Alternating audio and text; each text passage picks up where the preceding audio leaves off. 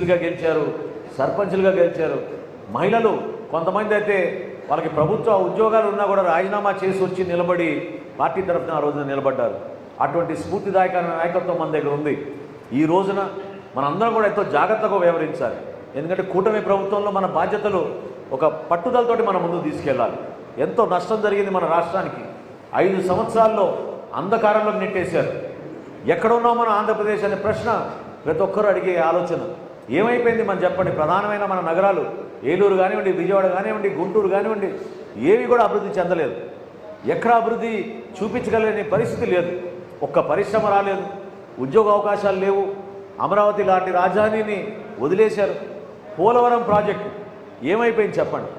మనందరికీ జీవనాడి అని చెప్పి భావించి ఒక నమ్మకంతో పోలవరం ప్రాజెక్ట్ని ఆ రోజు విభజన చట్టంలో పెట్టినప్పుడు విభజన చట్టంలో ఉన్న హామీని కూడా వైఎస్ఆర్సీపీ ప్రభుత్వం జగన్మోహన్ రెడ్డి గారి నాయకత్వంలో